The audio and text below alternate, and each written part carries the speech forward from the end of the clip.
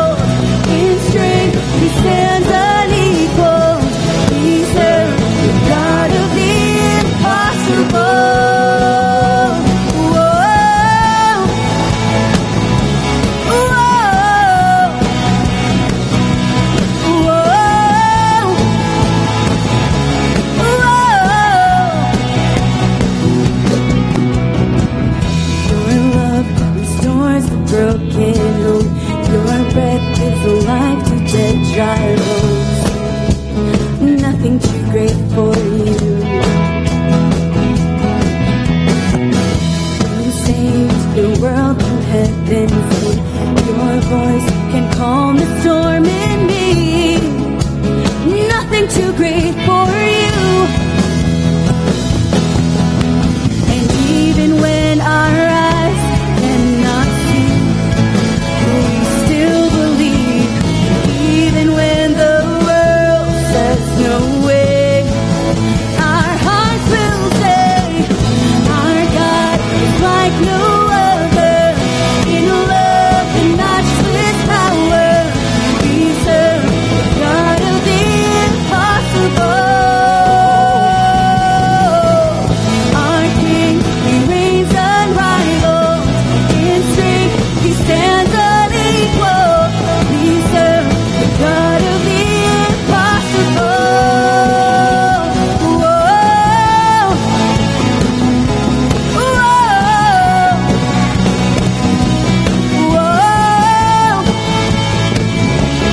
Whoa. Among the gods, there's no other that compares with your power. You are high above, you're high above them all. For your name stands forever, set apart. You are the victor, you are high above, you're high above them all. Among the gods, there's no other that compares with your power. You are high above, you're high above them all. For your name stands forever, set apart. You are the victor, you are high above, you're high above them all. Our God is like no other. In love and matchless power, we serve the God of the impossible. Our King, He reigns unrivaled. In strength, He stands unequal. We serve the God of the impossible. Whoa.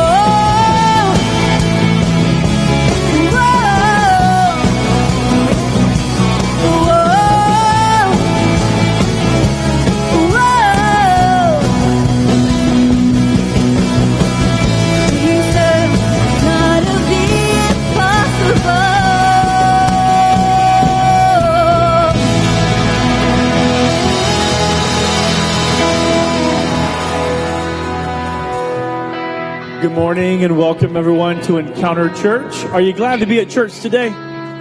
All right. So glad each and every single one of you are here, whether you're live in the room with us or joining us online live. We are glad that you've chosen to be with Encounter Church today. We believe that today can be one of the most hopeful and helpful times of your life because of what God has in store for each and every single one of us. In just a few moments, after we sing one more song, our pastor, Chris, is going to come and continue this series, What Happy Couples Know. And the last couple of weeks have been great, and we're continuing that series today. And we're so excited that you're here to be with us today. If you're a first-time guest, I've already met a few of you today that are here for the first time. I want to give you a very special welcome. We'd love for you to download our app, encounterchurch.com/app. Hit connection card in the app. Let us know that you're here. So you get to know us. We'd love to get to know you. You can also fill out the connection card you received when you came in the door.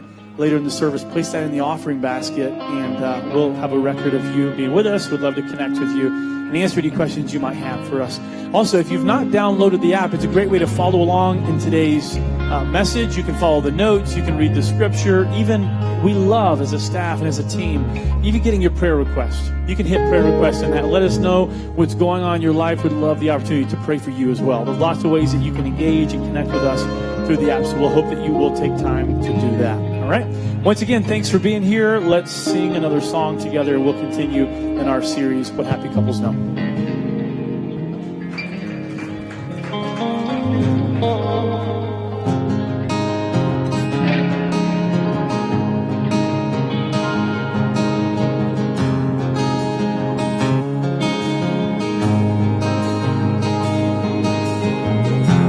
Fullness of eternal promise,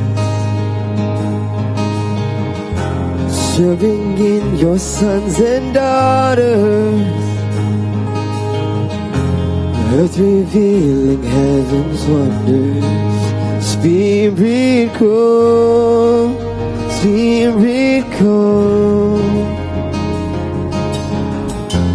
What you spoke is now unfolding. All your children shall behold it. Dreams awaken in this moment. Spirit come, Spirit come. Pour it out, let your love run over. Spirit now, let your glory fill this house. Pour it out, let your love run over. Even now, let your glory fill this house.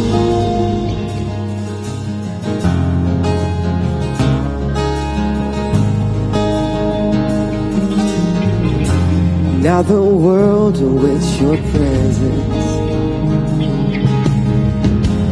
and your power is within us. We will rise to be your witness.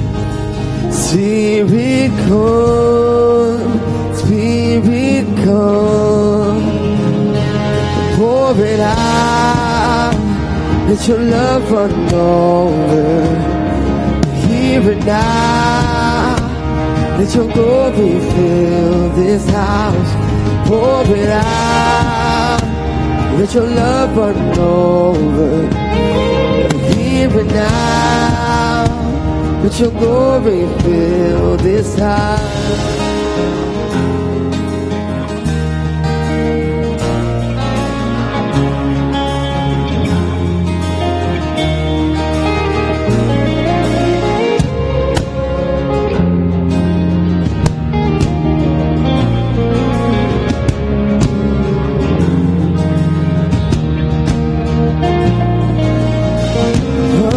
Fire, testifying of the Son, one desire.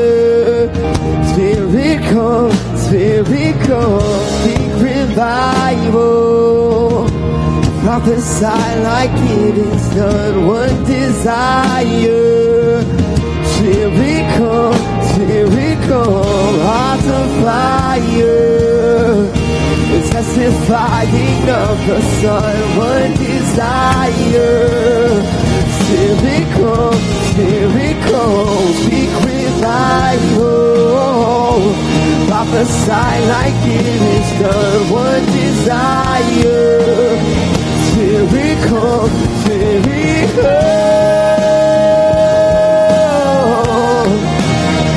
Holy Spirit come.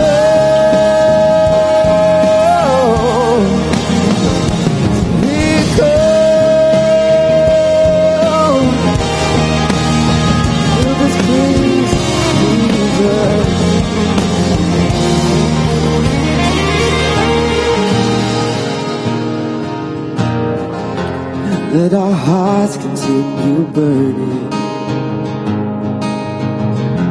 for our King is soon returning. Sing that out. As we hold to this assurance, Spirit come,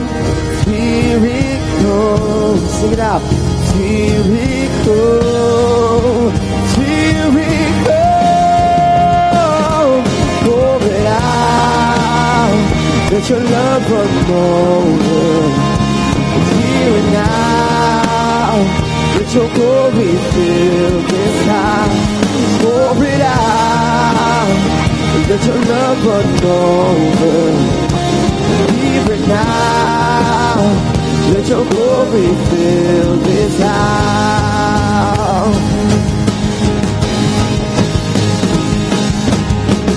Hearts of fire, testifying of the Son, one desire. Spirit come, speak revival. aside like it is not one desire. Here we come, here we come. Holy Spirit, come.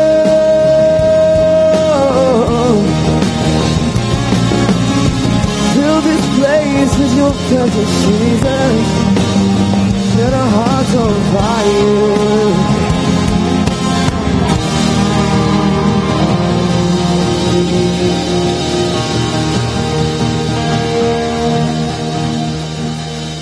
You may be seated.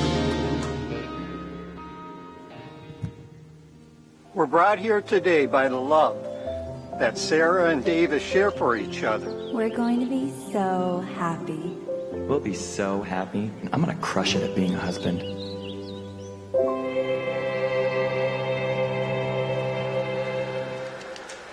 I really hope she looks like her picture. Pete says she has a good personality. That's a red flag. Davis? Whoa, that is one beautiful personality. Cutie alert. Thank you, Pete. Sorry, I got you a latte. I hope you like it. Thanks, latte. Why did I just say that? Quick, say something.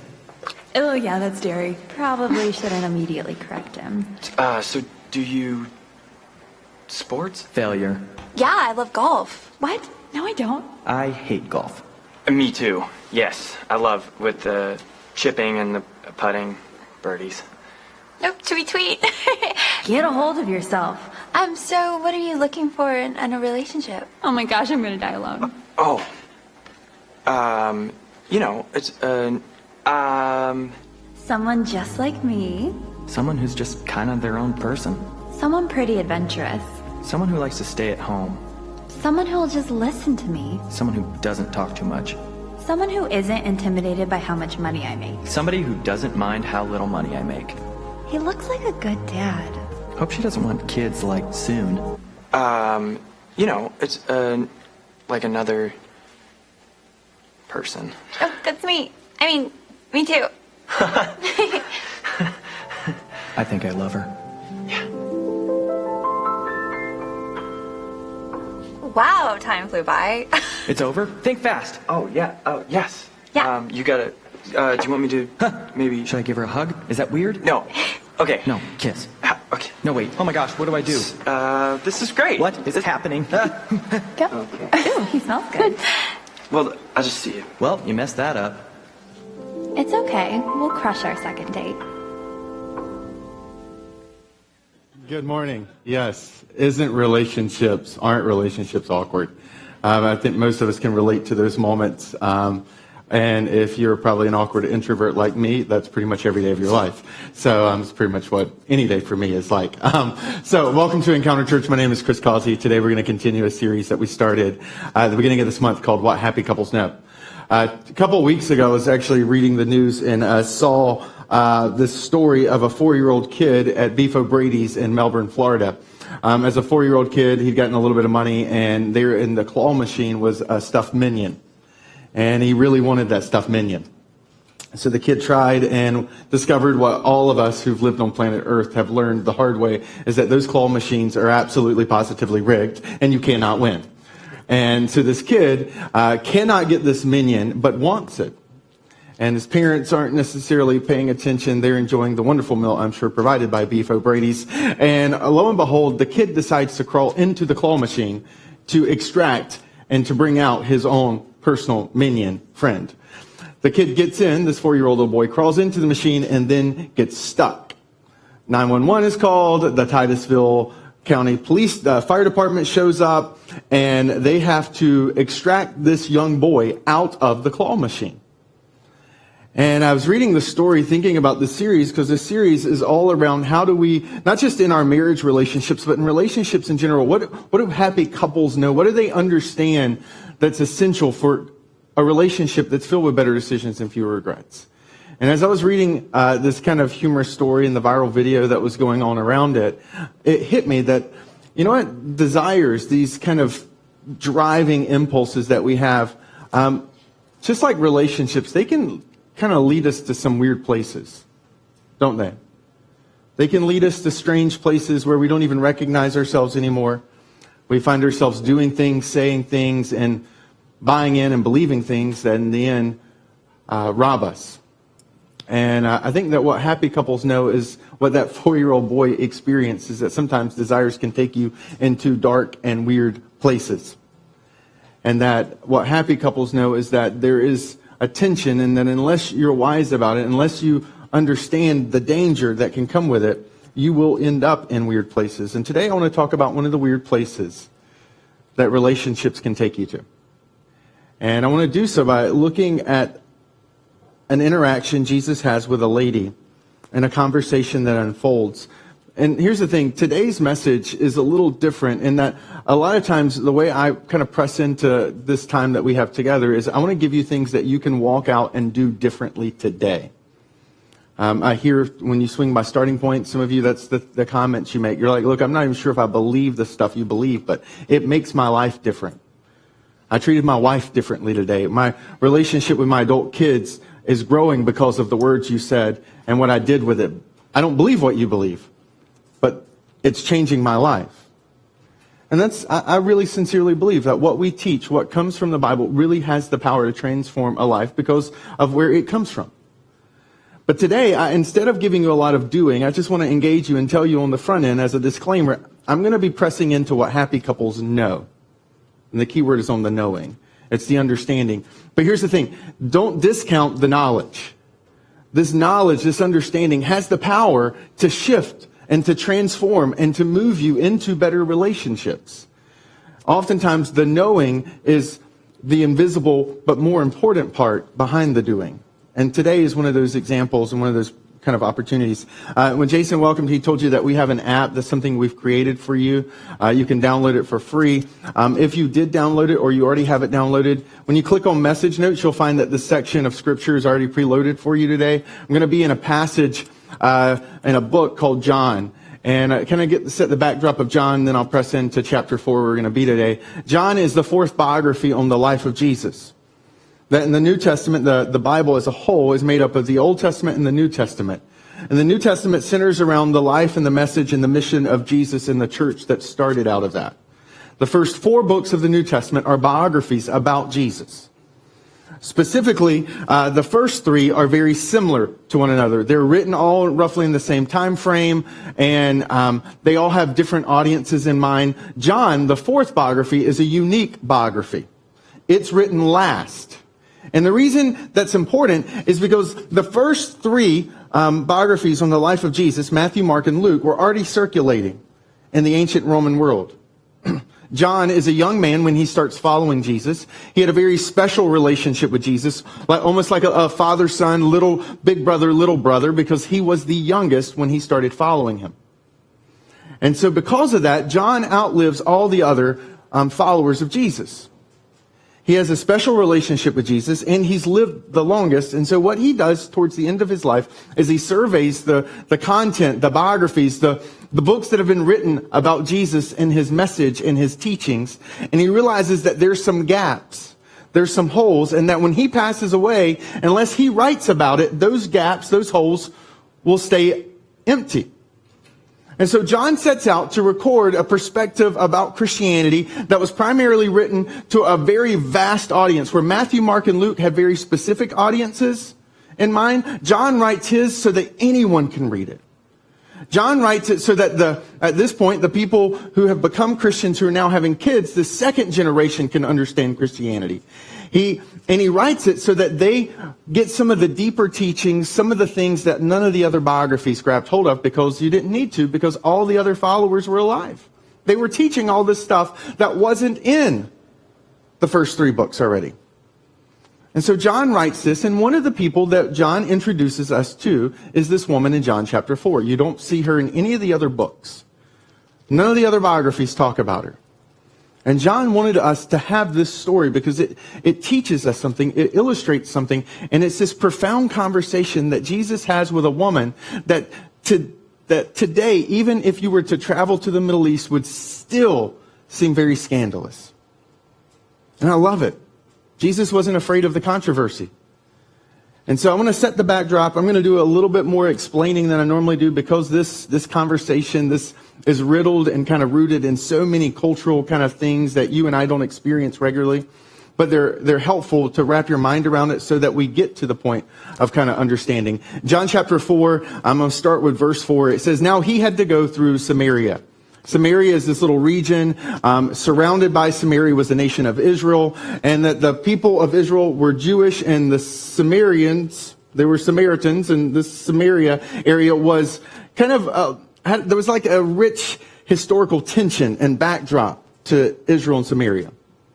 Now, because Samaria was kind of smack in the middle of this Israel sandwich, the most direct way to go from the top to the bottom was to cut straight through Samaria. But the tension was so intense that a really good Jew would actually forego the shortcut and would take the long route and add days to their journey just to avoid this region. It would be like you really, really don't like the Yankees, which is understandable. And so because of that, you avoid the entire state of New York.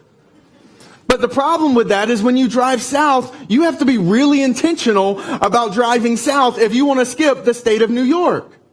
And this is where these people are.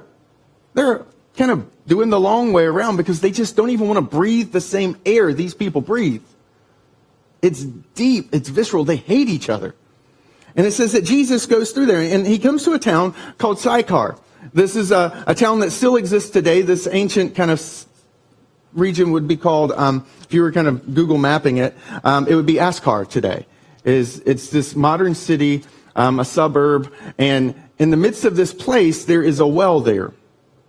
A well that near the plot of ground Jacob had given to his son, Joseph. Jacob's well was there, and Jesus, tired as he was from the journey, because he's coming from the north down, sat down by the well, and it was about noon. When a Samaritan woman came to draw water, Jesus said to her, will you give me a drink? John writes for us that his disciples had gone into the town to buy food. He was one of them. And the Samaritan woman says, you are a Jew and I'm a Samaritan woman. How can you ask me for a drink? And John, wanting to make sure we understand what's going on, writes in parentheses, for Jews did not associate with Samaritans. John's wanting us to understand this is a strange interaction. The problem when we read this is that for us, even if you haven't grown up in church, the word Samaritan is kind of from a word association standpoint is positive, right? You think about nonprofits, you think about the Good Samaritan, there are Good Samaritan laws. So the word Samaritan doesn't have an instant negative connotation that it did back then. That's why John writes this statement, like, for Jews did not associate with Samaritans. Samaritans had a deep negative word association and meaning. A lot of racial tension. And that this woman says, you're a Jew, I'm a Samaritan, why are you talking to me? On top of that, you're a man, I'm a woman, you're not even supposed to talk to me. That's not okay. That's still today. That would still be the way it is. That well that Jesus and this woman have met each other at, it still exists today. If you were to travel to the town that I told you about, you could still discover and find the same well that this conversation unfolds at. It's incredible. And around this well, all of this detail can cause you to miss the one line in there that screams out at the first century reader or listener. See, in the midst of all the Samaritan, Jew kind of discord, breakdown, racial tension, history, man, woman dynamics, all of that, the one little nuance that can skip us is the fact that it says that it was about noon. So it's really clear Jesus wasn't supposed to be there. That's pretty obvious. But this little line about it was about noon lets us know that she shouldn't have been there either. You see, in this ancient society, water was essential, right? We see this today even in South Africa where they're dealing with a water crisis. Water is essential for life, which meant that in the ancient world, your entire world rotated around access to water. It would dictate your entire schedule. And women were the primary they were the ones that bore the responsibility in family break kind of households to be the ones who would gather the water. And they would do it twice a day because water is really heavy and they're carrying these things through buckets and cisterns and these little kind of vases. And so they would go in the morning and they would go in the evening. And the reason why is because the Middle Eastern sun was cooking down on them during the day. If you've ever had to carry something really heavy in the middle of summer, during the middle of the day, you know that's not the ideal time to be outside. And so because of that, women did not go to the well at noon. And a woman never went to the well by herself. Women would oftentimes use this as a kind of a socializing time. It was a protection time. They would travel together to the well twice a day. And so there was a company. They would walk, they would talk, they would catch up, and they would talk about what their day held or what their day was going to hold. They would fill up the water, and then they would walk back and do life. But this woman is there by herself at the middle of the day, and everything about this screams there's more to the story. Which is why Jesus keeps the conversation going. He asks her for water because she's got a bucket and he doesn't. And Jesus says, well, in verse 10, if you knew the gift of God and who it is that asks you for a drink, you would have asked him and he would have given you living water. Sir, the woman said, you have nothing to draw with and the well is deep. In fact, the well is about 150 feet deep even today. And where can you get this living water? Are you greater than our father Jacob, who gave us the well and drank from it himself, as did his sons and his livestock? And Jesus answered, everyone who drinks this water will be thirsty again, but whoever drinks the water that I will give them will never thirst. Indeed, the water I give them will become in them a spring of water welling up to eternal life. And the woman said to him, Sir, give me this water so I won't get thirsty and have to keep coming here to draw water. Again, I said at the beginning, this is a conversation and a story loaded with all these like kind of insider words and cultural backdrops. And one of the words that Jesus used is one of those terms, the idea of living water. I doubt today or this week or next week you will use the phrase living water. All right? It's a strange phrase. But in the ancient world, this word meant something. You see, the ancient understanding of water was kind of two separate groups. You had kind of dead water, stagnant water, water that came from wells, water that had been collected from rainfall, the water that was just kind of sitting there. And what happens with water that sits there is that if you're not being careful, mosquitoes, right, sickness is growing, like mold, all this stuff. So they'd understood, even though they didn't understand microbes and insect life cycles, they knew that sitting water kind of inherently wasn't as healthy for you as this other kind of water that they called living water. And living water was this notion of water that comes from a stream that has a bubbling brook. If most of us buy water and water bottles, right, and they advertise living water, but that's essentially what most of the water bottles we drink. Poland Springs, it's living water. It comes from springs that is pumped out of the ground, and they're kind of fill these water bottles up. And this is what is the ideal water. This is what you want. If you're given a choice between sitting water and living water, you take living water every time because it's healthier for you. And so Jesus, when he says, I want to give you living water, she's like, wait a second. You know about a spring somewhere? Like, you're a Jew, you're not from here. Are you greater than Jacob who hand dug this well? Like, no, you're not greater than Jacob. When the conversation is unfolding, and where you get to verse 15 is where you kind of get this insight of what's going on. This woman is at the well because she's looking for escape. She doesn't want the other women in the community to see her. That's why she's there at noon. She's living with shame. She's living with guilt. She's got all this baggage. She's isolated. She's lonely. And when Jesus offers up this idea of living water, what she hears is, oh my goodness, you mean there's a water source no one else knows about? I could go to that water source and I won't have to look at anyone and be reminded of what I've already done. And that's why she's like, tell me where that water is. Because if you really know where some water supply is, then no one else in this region does. Because this area of Samaria is famously dry. This is why Jacob digs a well, and that well is still there. It's not because of just the tradition and kind of the history of that's Jacob's well. It's because in a desert region, you protect any source of water. And that well is still present today. And so she's like, do you know about a water supply that no one else knows about? Do you know a rock that when you lift it up, water bubbles up? I mean, tell me where that is so I don't have to keep coming back here. Because to come here means I have to leave my house and I could accidentally bump into someone from my town. And you can kind of pick up on it. When you understand what living water means, you understand why she says, sir, give me this water so that I won't get thirsty and have to keep coming here to draw water. She wants escape.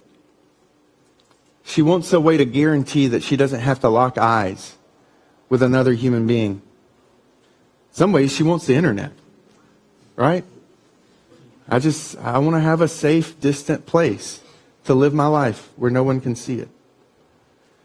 And Jesus is recognizing something, that while the conversation may be centered around the hole in the ground in front of them, what's really going on, where Jesus is trying to take this conversation, is he recognizes that she has a hole in her life. That there's something missing inside of her. And that hole is what he's pressing towards. Which is why verse 16 is a little strange. Jesus kind of abruptly changes the conversation. He says, hey, go call your husband and come back. And the woman replies, I have no husband. And Jesus said to her, you are right when you have no husband. When you say you have no husband. The fact is you have 5 husbands. And the man you now have is not your husband. And what you have said is quite true. And I love her response. We won't press into it, but she basically says, sir, I perceive that you're a prophet. Because what else do you say? Right? I have a 6-year-old. This is pretty much how our conversations go down regularly. When you catch her, when you call something out, it's like, over here, have you noticed this? It's the redirect, right? We're really good at the redirect and the misdirects. And this is what this woman tries to do, because Jesus has finally shined a light on the one gaping hole in her life. And it's all in front of her. He's like, look, the relationship you're in, the 6th man, he's not even your husband. There was 5 before this. And all of a sudden, the reason she's at this well at noon becomes apparent. She's living in a society where what she has done would have heaped shame and guilt on her. No man would have talked to her, and no woman would have talked to her. And this woman has lived with isolation. She's lived with loneliness, and she's lived in serial relationships. And here's what's crazy, is this woman's struggle is not typical for the ancient world. The ancient world did not have, as a common way of doing marriage, the idea of this notion of romantic love. The notion of romantic love as the primary reason people get married is fairly new. It's only been in the last 50 years that it's become culturally kind of the norm. Right? There are still parts in the world today where this notion of romantic love does not make sense to people. That's still not the reason they get married. And yet, this woman, this ancient woman, is dealing and living a very modern lifestyle, which is what makes this so intriguing. And so in the midst of this modern lifestyle, Jesus presses in and asks her questions. And I think it's in this woman's struggle. It's in what this woman has come to believe and what this woman understands and what this woman knows and thinks about relationships that's actually helpful for us. She's not an example, she's an anti-example. But it's worth pressing in. I think this ancient woman finds herself into this very modern predicament because in some ways she had bought she had drank the same Kool-Aid that you and I have drank about relationships. And oftentimes we don't even realize that we're drinking it. So what do I mean? Well, one of the things that you grow up hearing, girl or boy, is that there is this idea of a happily ever after. Right? All those fairy tale stories, they always end the same way. And they lived happily ever after. And then you realize when you get into a relationship that the only way happily ever after ever gets written is in a story. Because many of us don't even make it through our wedding day without an argument or a fight. Because life happens. I always wondered when those storybook kind of endings, I was like, what did they do? Where did they go? Right? I mean, this idea of happily ever after is something that we grew up with, and it's infused in everything that we think about romantic love. our love songs, right? My love, there's only you in my life, because I don't have any other friends and you're just my wife, right? My first love, you're every breath that I take, except for the oxygen that my body uses to make. Right? I mean, like these songs we sing, I'm forever, it's endless love, it's always, girl, I will climb a mountain for you unless it's a really tall mountain because my legs can't handle that. I will swim deep oceans, but the fact is I'll probably drown about a third of the mile off the coast. But we sing these things, we say these things, we declare these things. It's like the highest ideal of love. I will satisfy you. You will never be lonely. I knew I loved you before I met you. I'm like, how is that even possible?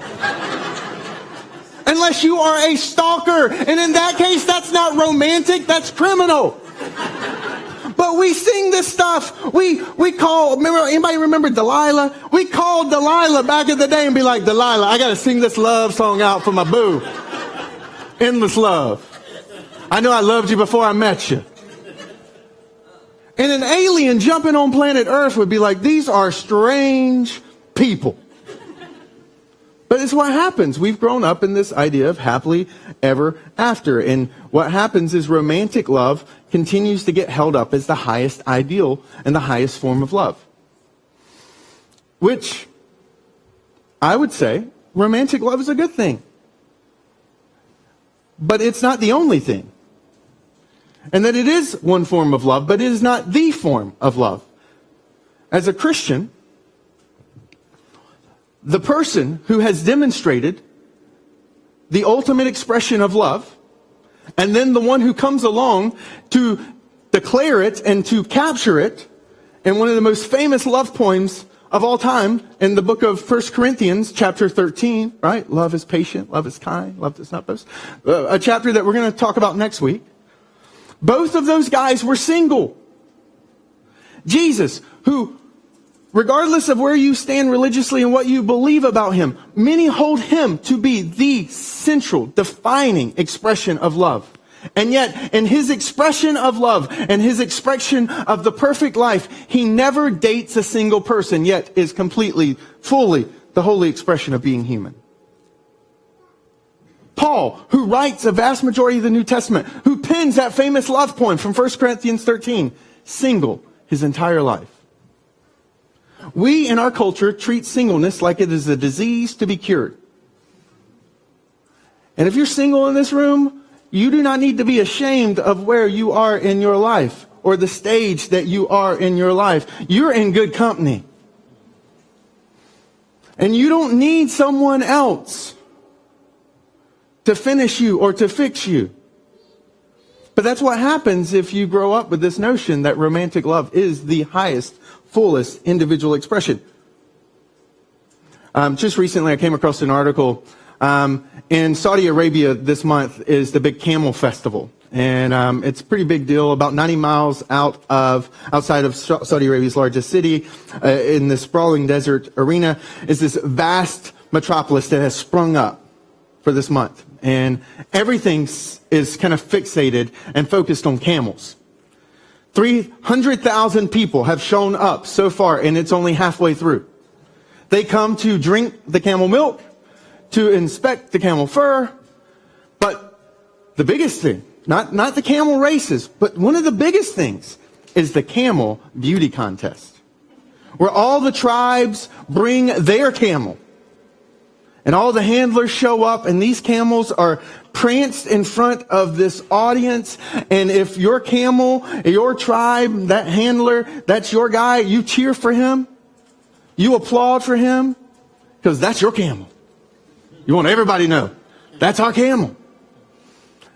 And the prizes associated with the races and the beauty contests, they get up to like $57 million. I'm not, I want you to hear me. I am not over exaggerating this thing. I'm downplaying it because I want to be believable.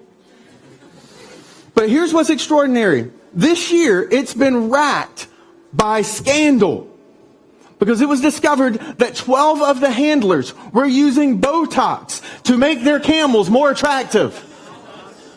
Because believe it or not, unsightly lines and wrinkles are bad on camels too. Who knew?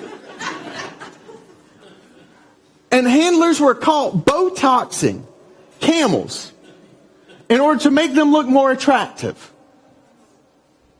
And they got caught. And they got kicked out. Public disgrace. And it is easy to sit there and to laugh and to say, what in the world? But here's the reality. When those things that are good things become the ultimate things that were never intended to be the ultimate things, and we start to sell our lives out for them and believe that those things are going to fill a hole inside of us that they were never intended to hold, what will happen is you will find yourself Botoxing a camel, crawling into a claw machine, or showing up at a well at noontime so that no one else sees you, because you have bought so fully into the lie that will satisfy me. And instead of owning it when it does not, we double down into it. Don't we? It's easy. It's my job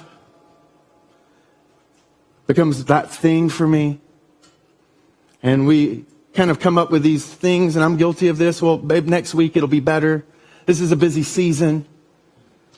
And a busy season becomes a busy year, and a busy year becomes a busy decade. We justify it and we rationalize it. I don't have time to read them all, but this past week I was reading comments from applications and reports from people who'd gotten in wrecks. And to hear them describe what went down in the wreck that they caused is insane. The bush jumped out in front of me. The stationary car hit me. I was riding along and this invisible car came out of nowhere, hit me, and then completely disappeared again. I mean, the most ridiculous statements being written down for public record. It's because we have this incredible power as humans to deceive ourselves. And to not want to see the reality. And this is why Jesus is pressing in. She's there for escape. And what Jesus wants to give is freedom. And escape and freedom are two separate things. And this woman, like many of us, had bought into the lie that someone else out there was responsible for making her happy. That someone out there was responsible for making her whole. That my loneliness will be fixed when I get into that relationship. And if anyone who is married is being honest with you, they will tell you that marriage does not fix loneliness. If anyone's being honest, when you get married, it does not fill those voids inside of you. And yet this woman, that was her life. The first one didn't work out. It must not have been Mr. Right. If I'd gotten Mr. Right, it wouldn't have gone wrong. So the second Mr. Right, he's Mr. Wrong 2. Third Mr. Right, he's Mr. Wrong 3. And what happens is she finally gets to 5, she's done, and she's not even sure she wants to be married anymore. So now she's moved on to 6, because maybe that was the problem, getting married. And she's going through this cycle and this loop, thinking that the next one is going to fix her. The next one's going to satisfy her. The next one's going to fill her. And yet, in the very pursuit of what she's trying to get rid of, in the very pursuit of what she's trying to avoid, her loneliness and that hole, she is standing at a well in the middle of the day by herself. Which is what happens when we sell out for these things. That relationships, these desires in our relationships, can take us to weird places. And so what does it look like to go to the right place? In our kind of short time together, kind of to wrap it up, I want to give you a little bit of a helpful framework. Again, recognizing that a lot of what I wanted to do today was introduce you in a way of thinking. I think awareness is like 80% of this thing. But there's, I want to use some letters to kind of help us. There are relationships that are framed that look like the letter A. Okay, letter A comes together, right? These two little things, they prop up against each other. And what happens is two people kind of, they come into a relationship together, and then there's this complete kind of enmeshment, emergement. They two become one in a completely unhealthy way. And what happens is that these two individuals kind of both come into this thing, at least one does, thinking that the other one is going to satisfy them. And I'm going to prop up my life. I'm going to prop up who I am by leaning fully on them. My loneliness will be satisfied. My sadness will be filled. They're going to make me happy. And it's all about me. And we is just a means to an end to make me happy. And that A-frame kind of relationship is marked by dependency. And this Jerry Maguire line, you complete me. Right? Which is not a romantic line. It's a cry and a desperation of someone who is not emotionally healthy. Because it is not fair to put on someone else the weight of them having to complete you. If someone says, you complete me to you, you say, I have some counselors I want to recommend you to. Because you are not going to be satisfied with what you get when you hook up with this thing. Early in our dating relationship, I looked at Jenny and said, I love you. I desire to spend the rest of my life with you. I think you're an incredible woman. And I want to convince you I can be an incredible man. But here's the thing I need you to know. I will not satisfy all your needs.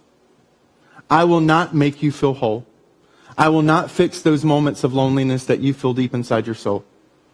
I will leverage all of my life, and I will leverage it all for your good. But you have to realize that I can't complete you. I never will complete you. And if you're okay with that, then I think we can have something really, really, really good. And I need you to know, I don't expect you're going to complete me either. I don't expect that you're going to satisfy every desire in my heart and my soul. I don't expect that every conversation we have, we're going to feel like we're on the same page. I don't have those expectations for us.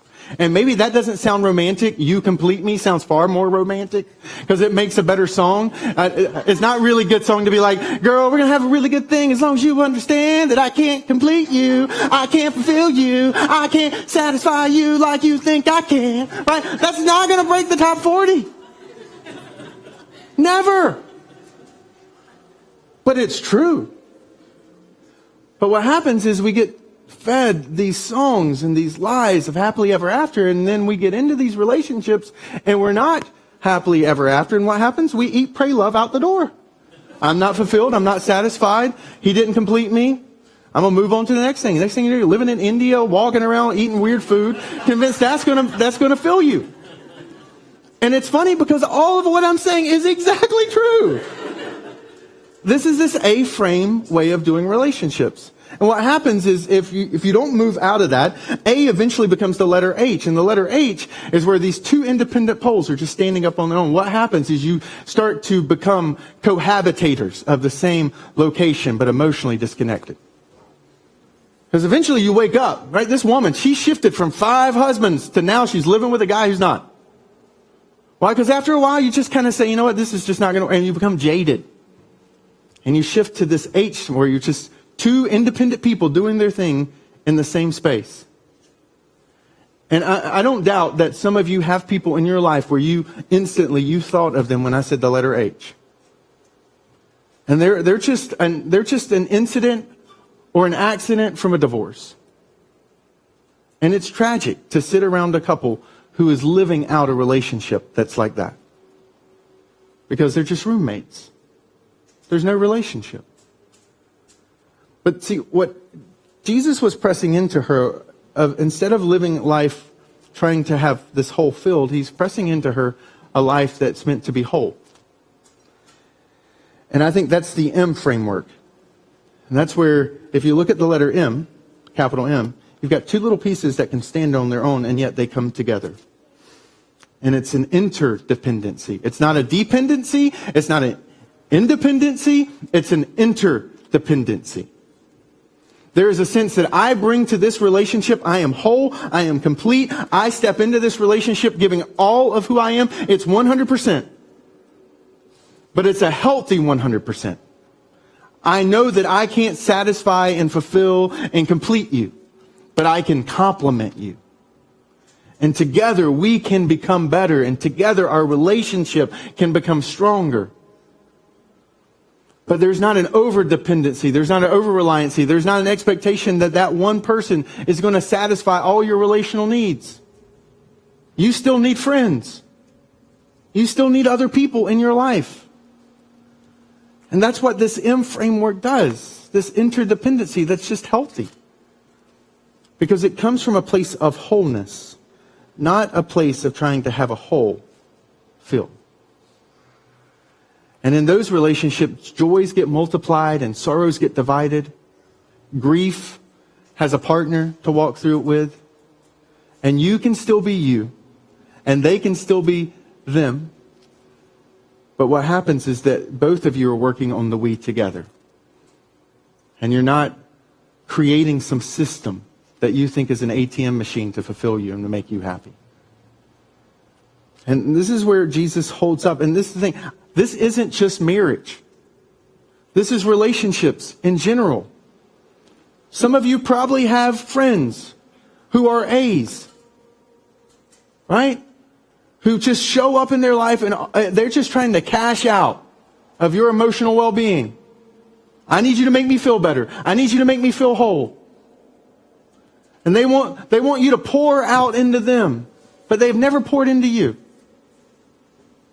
Because it's possible not just to do marriage this way, relationships this way.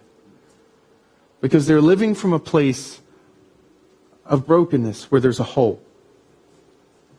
And for those who want to press into it a little bit more, because there's so much content, next week I'm excited, we're going to press into love and 1 Corinthians 13.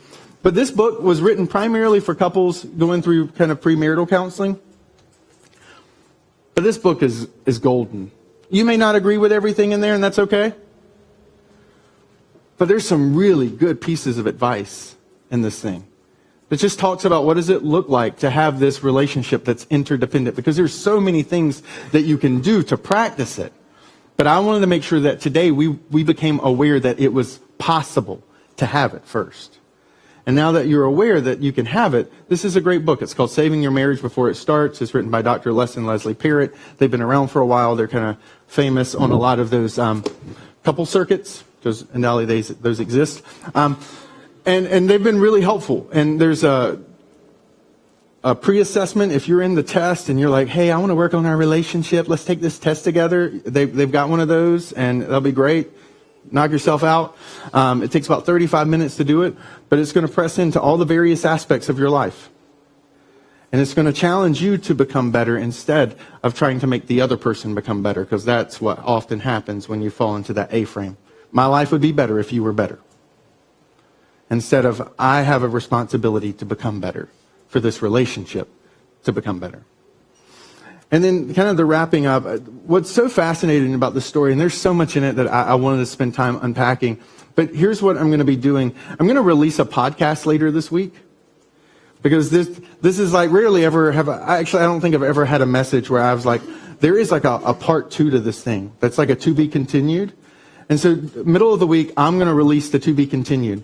And here's what I'm going to press into in the middle of the week, just to kind of make you aware that it's going to be there, is that this woman shows up, but she leaves. Let me just read how she leaves. Verse 27. Just then his disciples returned and were surprised to find him talking with a woman. But no one asked, what do you want? Or why are you talking with her? Then leaving her water jar, the woman went back to the town and said to the people, come see a man who told me everything I have ever done. Could this be the Messiah? And they came out of the town and made their way toward him. This woman shows up at the well, trying to avoid every single person in town because of the shame and the guilt that has plagued her life, because of the hole that is kind of completely in the center of her life. And what does she do after a conversation with Jesus? She runs to the very people she's been avoiding. She tells them the very things that she'd been trying to hide.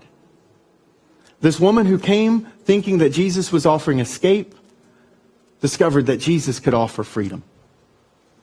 And then that freedom is what he holds out for all of us.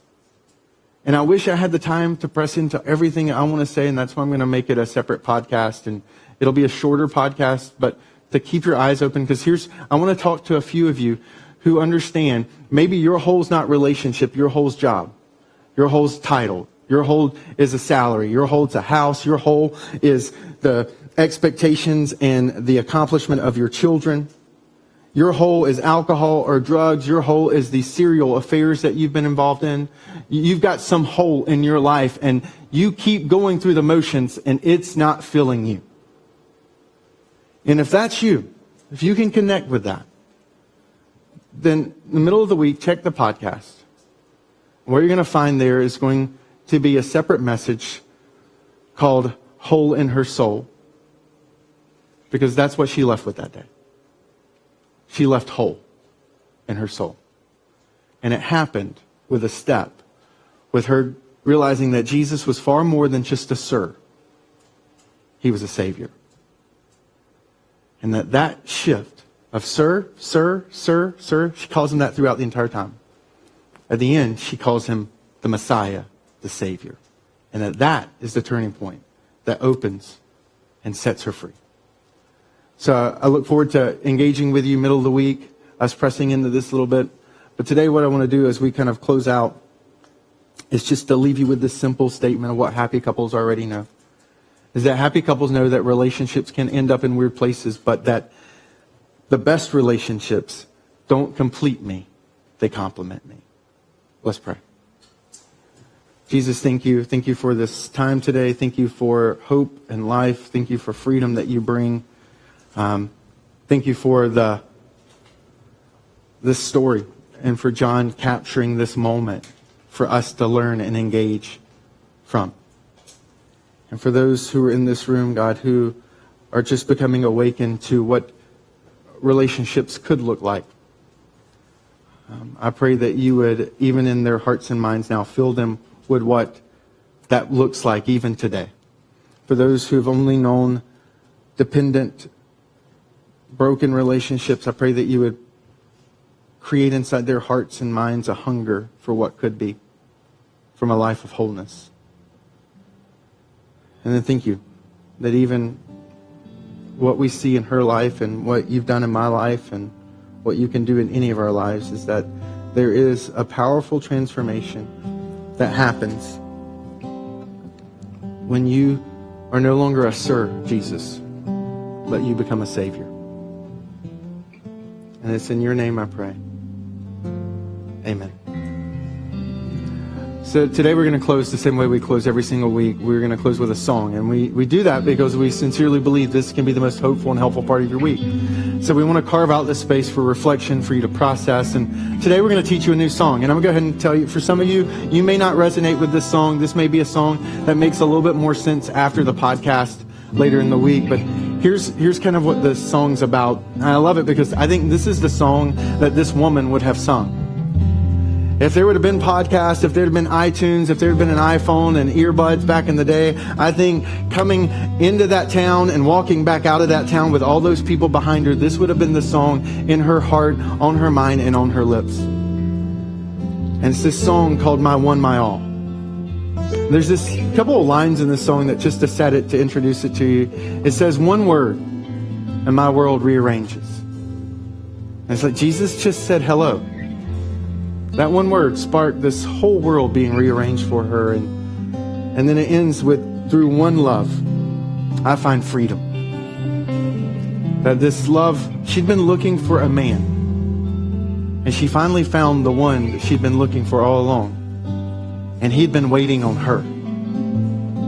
That's the beauty of this story, is if you believe Jesus is God, or if you're even willing to entertain that he might have been God, this story is incredible. It means this woman that the entire world had shamed and guilt into isolation, into loneliness, into brokenness, this woman who no one in the world had cared about, the God of the universe, rerouted his schedule, said, Google Maps, take me through Samaria. I know I'm normally doing the toll thing, but today I want to go the back roads and I want to find myself at the well, and I need to be there by noon because there's going to be a woman there and I desperately need to be there. And what does he do? He gets there and he's exhausted and he's tired. Why? Because he has an appointment with her. This woman whose entire life has been marked by seeking, she finds that there's someone already waiting who has sought her. That is profound love. That is profound demonstration. He came to make her whole. He came to fill her thirst forever. And this song, My One, My All, captures that. And so I want to invite you to stand, and as maybe for some of you, you're going to be reading it and just kind of taking in the words. For some of you, maybe you just want to pray that. And for some of you, it may be a time where you just need to kind of, in your own heart and mind, let those words wash over you. That you Is it possible that if this thing was a well, he would have shown up for you today too? And I believe he would have. Because that's how he loves. And that's the power that he brings. And during the moment while we're all standing and singing, you're going to see people passing baskets around. And that's just because we as a people, we practice generosity. And we really believe a church should be known for what they do for the communities, not what they take from it. And so we use this moment to practice our generosity. But wherever you are, whatever in the midst of season in your life that you're in, I just encourage you to read the lyrics, process through the song. And then after the song's done, I'll be up to kind of send us out for the day. But thank you for being in Encounter Church today. I invite you to stay in, but let me give you permission. You can stay seated if you've got to process some of this stuff. Okay, because I recognize for some of you today, this may have hit you hard. And this may have hit a part in your heart you haven't processed through. And so this is why we keep the lights dark. This is why we sing this song loud enough so no one else hears you singing or crying or processing. Because this is a space, this is our well where he has come to meet with us so that we can move into a place of wholeness and health. Let's sing.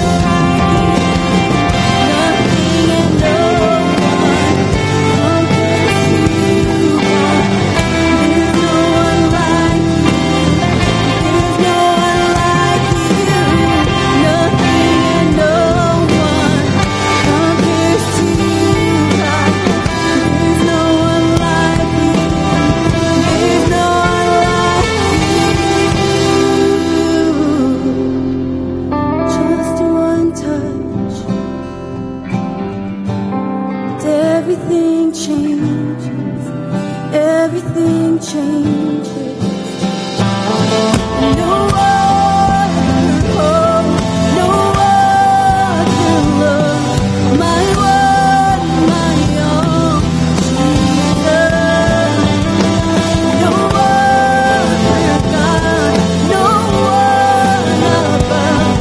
You're all I want, Jesus. No other hope, no other love, my one, my all, Jesus.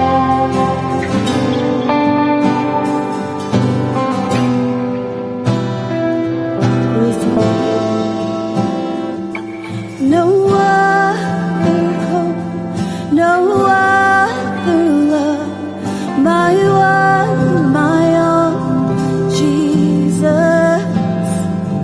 No other God, no one above. You're all I want, Jesus.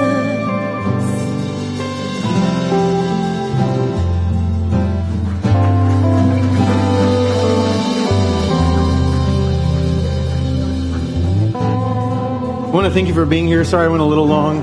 I knew I was pressing into a lot of romantic ideas.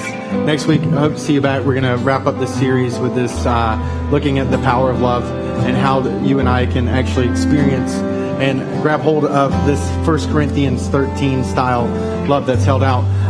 Today, before you leave, normally I'm not up here. Normally it's Shaquana, who's kind of doing this moment. I wanted to come up with her and just kind of give you a little bit of an overview, remind you of a couple of things, because my concern is this is just what's going on in the month of March. We've got so much going on at this church, and Shaquana is over Starting Point and over just this kind of space that as you walk by every single week, that glass area, we've created a church where if not just standing shoulder to shoulder, but that we wanted to create environments where you can connect with one another, where you can connect deeper with God, and where you can grow in your faith or explore faith. And in the course of March and April, May, June, there's a lot of stuff I'm really excited about that's coming. And so I was like, hey, Shaquana, can I come up on the stage? And first, she's awesome. If you've never met her, you should swing by Starting Point one day and just say, hey, Shaquana, introduce yourself. She is, if you ever try to climb Mount Everest, there's a group of people called the Sherpas, and they help you get to the top. She's your Sherpa, okay? She wants to help you kind of get to the top and arrive at the end. And so we've been working behind the scenes with our team. And so today, if perhaps maybe you heard it and you were like, man, I'm not sure what I believe about this faith thing, but I wish there was a place to explore it. I just want to let you know, Shaquana is going to be starting a class. It'll meet on Sunday mornings. It's a group. It's going to be really kind of casual, laid back. And so while the service is going on, you'll be able to sit in a space we have for you. And she and her husband are going to kind of walk through and create an environment where you can dialogue about faith, explore Christianity, ask questions, and seek to understand what's the heart of Christianity. And in fact, this week in the app, because she's kind of like she's the Sherpa, the app is for you. We actually have an Exploring Faith tab inside the app that walks you through 7 days this week, like 7 devotional thoughts to kind of help you process, is there more to life? Is there a God? And would it be possible that it's Jesus? And what does Christianity believe? All of that her team's responsible for. And then to let you know, at the end of this month, Group Link, which is really to help you get connected to all the various groups, because on March 4th, we're going to be kicking off life groups, and we're going to be kicking off Exploring Faith, and we wanted you to be aware of that. And my final thing, there's probably other stuff, but here's the thing I just wanted you to be aware of. The app, but also we send an email every week. So if you ever miss anything or you're curious what's going on in Encounter Church, the email that you get typically on Fridays is kind of our service to you. We want to keep you in the loop with what's going on, because there's student ministry starting, there's the egg drop, and we need you to serve, and we want you to sign up because we're going to have 4,500 people there this year. Like, there's so much that's going on that's going to be exciting. And so swing by Starting Point, introduce yourself, get to know her, use the app as an extension of that, and then the email. That's kind of what I wanted to say today. I overwhelmed you, but I love you, and I'm grateful for you. And I hope you enjoy this freakishly weather day that we've just had. And we will see you back next week. All right? Thank you so much. God bless you. Have a wonderful week. All right. Bye.